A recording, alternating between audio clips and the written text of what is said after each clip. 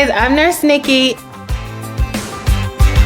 These are the top 5 steps I find are important if you're looking to start a food business.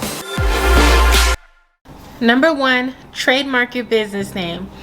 And the reason why I say that is because you can go through all the hassle of getting your name out there, telling people about your product, working on every aspect of your business, and once you finally get it out there, you receive a cease and desist notice, meaning that somebody else not only stole your product or copied your product, but they took your name and they trademarked it, which makes it legally belong to them. So you do have to stop production with that current name. So in order to avoid that, trademark your business name. Number 2, get your business license. Now, getting your business license, it allows you to, 1, have a tax ID for your company. 2, it allows you to enjoy the perks of being a business owner. For instance, if you want to be a member with Restaurant Depot, you have to have a business license. And what Restaurant Depot allows business owners to do is buy a bulk of items and products that they need to run their business daily. Like, for instance, we need flour, we need baking powder, and it allows us to buy that in bulk for cheaper, opposed to having to run to Publix or if you're up north, was his Stop and Shop.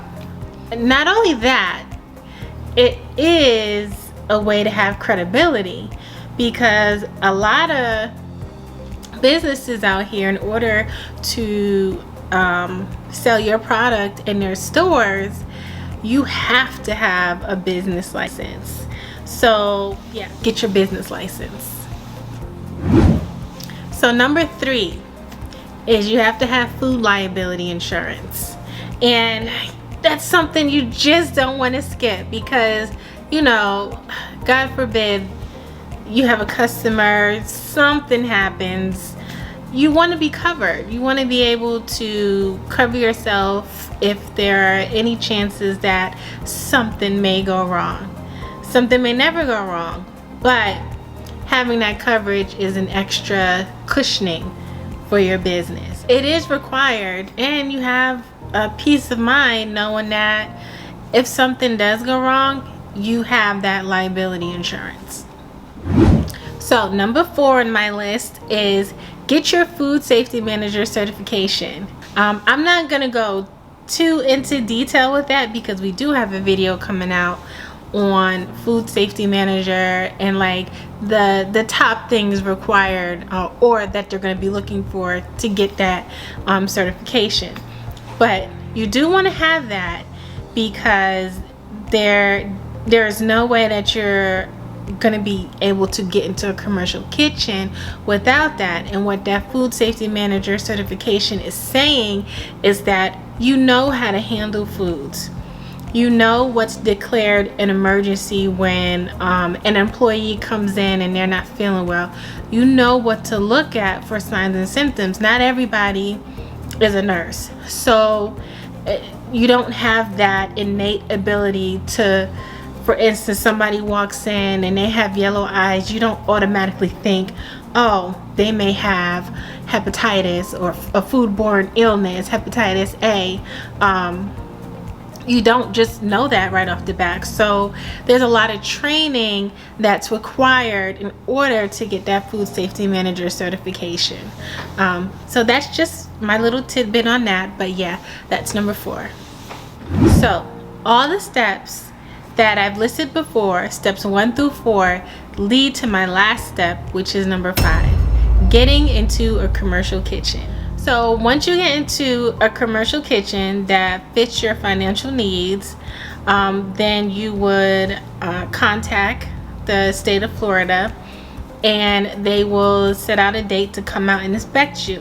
One of the things that they're looking for a few of the things that they're looking for when they come out to inspect you in this commercial kitchen is that you do have liability insurance, and you have to show your food safety manager certification.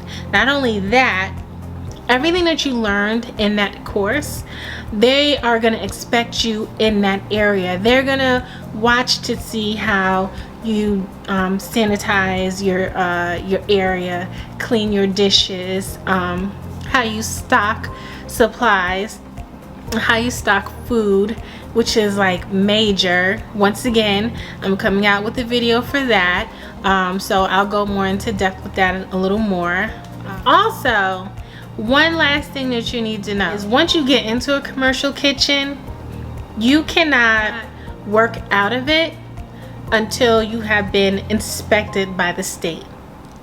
And when we filed for our inspection, she got back to us the very next day. I was at work, I picked up my phone, and she said she was so-and-so, she was with the state, she knows that we applied to yada yada yada, and she said, what's a good time for you? What's a good date and good time? The dates that I wanted, she didn't have. So I said, well, what do you have? She said, well, I have tomorrow at 10. I said, I'll take it. And she was like, okay. She wasn't ready for that, as she told me during the inspection, but I was fully prepared. I had my nutrition labels. I told her I knew how to do nutrition labels. I brought copies of nutrition labels. I knew how to make a barcode. So she said I was overly prepared. She was super excited, and I made her job a lot easier. So if it's something that you want, you'll be prepared, you'll be ready to go out and get it. And I hope this helps you on your way to owning a food business here in Florida. I'm over and out.